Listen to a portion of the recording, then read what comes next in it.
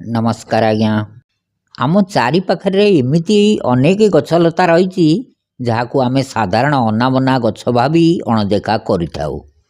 सेथिमध्यरु एक प्रमुख गछ हेउची होगला घास।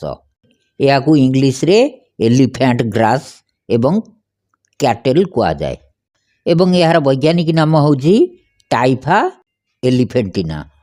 आज भिडियो रे आमे जानिबा किपरि एही जलाशय कूल रे बढ़ुथिबा घास आपणकर स्वास्थ्य पाई एक वरदान सदृश। गछर परिचय। होगला घास विशेष करी पानी जमी रहुथिबा स्थान नदी कूल किंबा पोखरी हुड़ारे देखा मिले। ओडिया रे एहाकू होगला घास, हांगला घास, पटेरा घास कहती।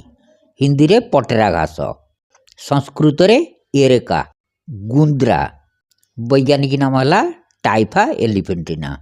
यार पत्र गुड़िक लंबा चेप्टा एवं खंडा परी धारुआ होता है। यही गछ 2 ରୁ 4 मीटर पर्यंत उच्चा हो पारे। यार ऊपर भागरे एक बाड़ी भली अंश बाहरे जो गाढ़ माटिया रंगर मखमल्ली फूल लगी थाए। यह देखा एक मोमबती भली देखा जाए। औषधीय गुण एवं उपयोग। आयुर्वेद अनुसार यही गछर चेर पत्र एवं परागरे बहुत रोग निवारक शक्ति रही। रक्तस्राव बंद करिबारे सहायक।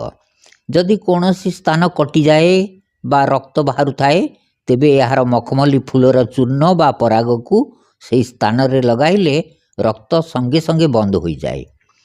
यह क्षत प्रक्रिया को शीघ्र भल करे।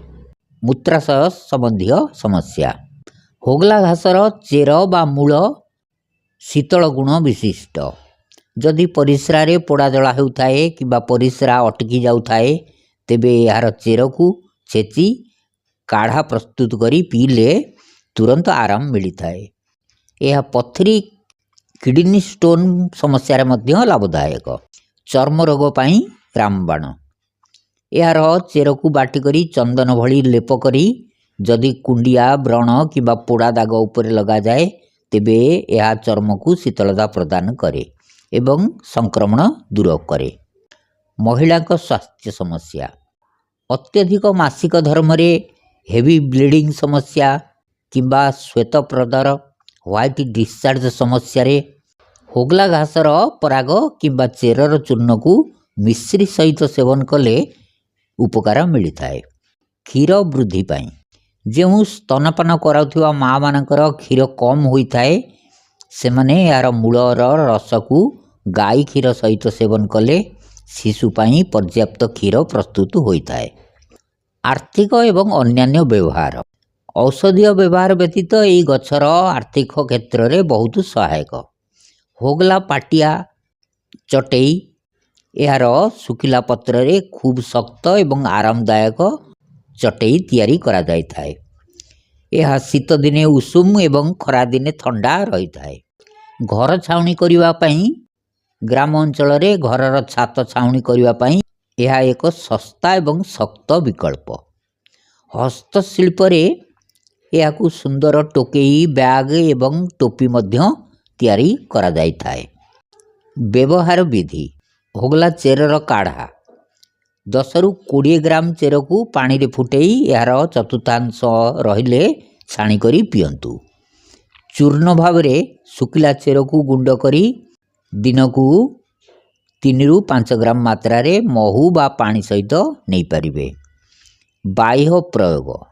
पत्र बा चेर को बाटी करी सीधा सड़क घा चर्म रोग उपरे लगाई पारिबे। सतर्कता। होगला घास प्रदूषित जल रे मध्य बढ़ी थाए तेणु औषध पाई व्यवहार कला बेले सफा जलाशयरू संग्रह करंतु। जेकोसी आभ्यंतरीण सेवन पूर्वर जड़े अभिज्ञ वैद्य बा डाक्तर परामर्श नेबा जरूरी। जहाँ को आमे साधारण घास भावुतिले ताहा प्रकृत रे एक अमूल्य जड़ीबूटी। यह केवल परिवेश को संतुलित रखे नहीं बरंग आमको सुस्थ रखिबारे मध्य साहाय्य करे। यही वीडियो जदि भल लगी थाए तेबे वीडियो को लाइक करंतु। धन्यवाद।